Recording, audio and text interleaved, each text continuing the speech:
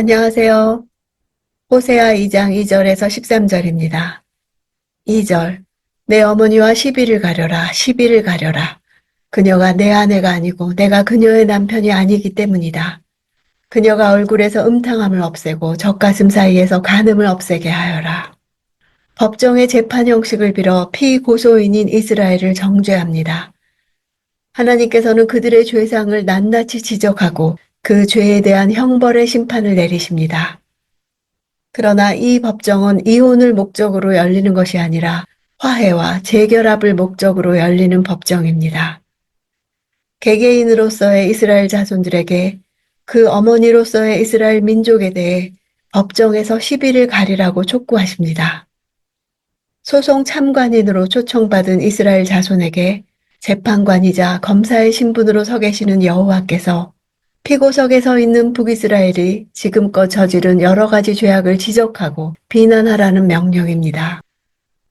이 명령은 이스라엘 자손 개개인이 자신의 민족과 왕국 전체의 죄악을 분명히 직시하고 이를 악한 것으로 규정하므로 자신들 개개인은 동일한 죄악으로부터 돌이키도록 하려는 의도에서 주어진 것입니다.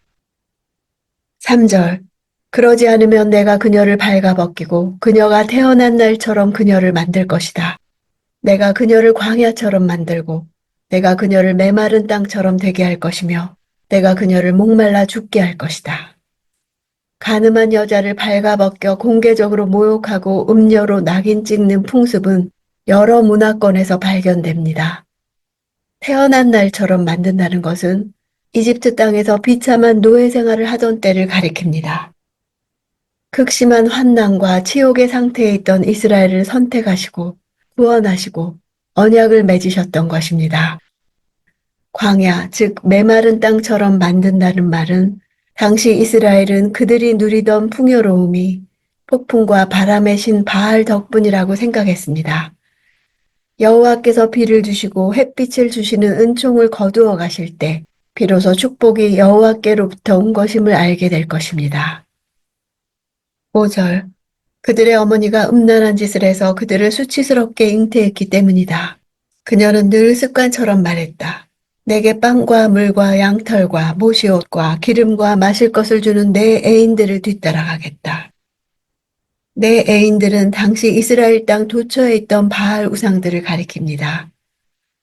이처럼 바알 숭배를 북이스라엘이 공적으로 표방한 것은 당시 왕인 여로보암 2세가 이를 공식적으로 허가했기 때문입니다. 이 표현은 당시 신전 제사에서 신전 창기와 미동을 두고 그들과 성적 관계를 행함으로 풍요를 기원하는 가나안 종교의식을 말하는 것입니다. 그들은 바알 종교에서 내세우는 풍요와 번영과 자산이란 약속에 매료되어 바알 신을 따르겠다는 강력한 의지를 나타내고 있습니다. 6절. 그러나 보아라, 내가 가시덤불로 길을 막고 그녀를 벽으로 에워싸서 그녀가 길을 찾지 못하게 하겠다. 가시덤불로 길을 막으셨다는 것은 사실상 이스라엘이 주인의 말을 듣지 않고 자기 멋대로 행동하는 완악한 짐승처럼 행했음을 나타낸 것입니다. 7절. 그녀는 그녀의 애인들을 쫓아가지만 그들을 따라잡을 수 없고 그들을 찾지만 발견하지 못할 것이다. 그러면 그녀가 말할 것이다. 내가 내 첫 남편에게 돌아가겠다. 그때가 지금보다 좋았다. 따라잡지 못하고 발견하지 못할 것이란 바알 숭배를 통해 결코 어떠한 만족도 얻지 못할 것이라는 뜻입니다. 그들이 기대한 결과가 전혀 나타나지 않을 것입니다. 찾는다는 단어는 신실한 하나님의 백성이 하나님을 찾는 것을 나타낼 때 사용되는 단어입니다. 호세아는 의도적으로 이 단어를 사용하므로 마땅히 찾아야 할 하나님을 찾지 않고 아무짝에도 쓸모없는 우상을 찾은 허망한 자들이라는 사실을 보여줍니다. 좋았다 하는 단어는 토브입니다. 하나님의 언약 백성에게 하나님과 함께하면서 그의 뜻을 따라 살아가는 것보다 더 선하고 아름다운 것은 없습니다. 8절. 그녀에게 곡식과 새 포도주와 새 기름을 내가 주었다는 것을 그들이 바알을 위해 사용한 금과 은을 그녀에게 넘치도록 준 이가 나였다는 것을 그녀는 알지 못했다. 알지 못했다는 말은 당시 북이스라엘은 너무나도 오랫동안 그 땅 전역에 팽배한 가나안 우상 문화에 심취되어 있었으며 그들에게 여호와 신앙을 전하는 사명을 감당해야 할 제사장들과 선지자들마저도 타락하여 여호와에 대해 바르게 가르치지 않아 영적 무지 상태였던 것을 의미합니다.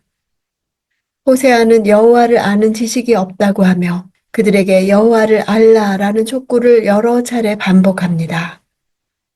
금은 팔레스틴에서 생산되지 않는 귀금속으로서 이는 전량 수입에 의존했습니다. 따라서 금에 대한 언급은 그들의 경제력과 더불어 활발한 무역과 교역이 있었음을 암시합니다. 10절 이제 내가 그녀의 수치를 그녀의 애인들의 눈앞에서 드러내 보일 것이다. 어느 누구도 그녀를 내 손에서 구해내지 못할 것이다. 수치란 단어는 시들다, 마르다라는 의미에서 유래했습니다. 풍요롭던 이스라엘 땅이 가뭄과 병충해로 인해 메마른 땅이 되고 모든 곡식들이 열매를 내기 전에 다 시들어버리는 상태를 나타냅니다. 수치를 드러내다라는 단어는 포로로 잡혀가다라는 단어와 어근이 같습니다. 남편의 보호를 받지 못하는 이스라엘은 마침내 강대국 아수르에게 멸망당할 것임을 보여주는 이중적인 표현입니다. 구해내다는 동사는 앞절에 빼앗다는 동사와 동일한 단어를 어근으로 삼아 언어 유희를 사용한 것입니다. 하나님께서 풍요로움을 다 빼앗은 결과 위기에 처한 이스라엘을 그 위기에서 구해낼 사람이 아무도 없다는 사실을 강조합니다. 11절 그녀의 모든 정기적인 명절들, 곧 해마다 있는 절기와 매월 초하룻날과 안식일의 모든 축하의식을 사라지게 할 것이다. 그녀의 명절들이란 이스라엘이 여호와의 이름으로 드린 모든 종교적 행사는 그분과는 상관없는 이스라엘만의 행사였습니다. 오직 풍요만을 추구하기 위해 지켰던 절기들입니다. 그들은 여호와에 대한 정조와 신실함을 저버리고 외식적이고 형식적으로 종교적 행사를 가졌습니다. 이미 하나님을 떠난 상태였으므로 외적 준수는 그들에게 기쁨이 되지도 못했고 아무런 의미도 없었습니다. 이 모든 것을 아시는 하나님은 아예 외적인 의식 준수까지도 하지 못하도록 땅이 결실을 맺지 못하게 해서 절기가 돌아와도 축제를 즐길 수 없고 제물로 드릴 것이 없기에 제사를 드리지 못하게 하실 것입니다. 12절 그녀가 저것이 내 애인들에게 내게 준 몸값이다 라고 말한 포도나무와 무화과 나무를 내가 황폐하게 할 것이다. 내가 그것들을 덤불숲으로 만들고 들판의 짐승들이 그것들을 먹게 할 것이다. 몸값이란 매춘의 대가로 매춘부에게 돈을 주는 것을 나타내는 단어에서 유래되어 매춘부가 받는 화대를 의미합니다. 은유적으로 사용되어 이스라엘이 우상을 섬긴 대가로 그 우상들이 그들에게 주었다고 생각하는 보상인 경제적 축복을 말합니다. 여로보암 2세 때 이스라엘 자손이 누린 풍요와 안정된 삶을 뜻하는 것입니다. 덤불숲은 동물들이 배회하면서 사람들을 들어오지 못하도록 하게 하는 덤불 지역을 가리킵니다. 13절 그녀가 바알들에게 희생제물을 태워 바쳤던 날들을 내가 처벌할 것이다. 그녀가 반지와 보석으로 장식하고 그녀의 애인들을 쫓아가며 나를 잊어버렸다. 여호와의 말씀이다.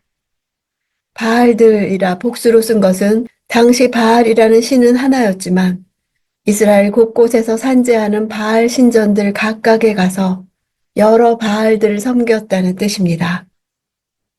당시 이스라엘 자손들이 구체적으로 어떤 복장을 하고 어떤 의식을 수행하면서 바알을 섬겼는지를 보여줍니다. 반지와 보석으로 장식한 것은 흡사 매춘부가 손님들을 끌기 위해 치장하던 모습과 유사합니다. 잊어버렸다는 단어는 단순히 기억하지 못했다기보다 어떤 대상을 업신여기고 하찮게 여기는 것이나 멸시하는 것을 나타냅니다. 음란한 어머니를 그 자식들의 손으로 붙잡아 법정에 세워서라도 그녀의 음행을 끝내야 합니다. 이스라엘 온 땅이 황무지가 되기 전에 백성들이 스스로 이스라엘을 고발해야 합니다. 고통스러워도 그것이 사는 길입니다. 불의한 나라를 고발하고 타락한 교회를 주님의 법정에 고발해야 합니다. 질투하는 하나님은 우상과 사랑에 빠진 자기 백성의 삶을 뒤흔들고 송두리째 빼앗아 가십니다. 그 진노가 사랑입니다. 어떤 대가를 치르더라도 우리를 포기하지 않으시려는 하나님의 집요한 사랑입니다. 잔인하다고 여겨질 때에라야 비로소 깨닫는 하나님의 사랑입니다. 법정 소환 당한 듯 하고 내 죄가 드러나 수치스러운 때가 하나님께 돌아갈 가장 좋은 시간입니다.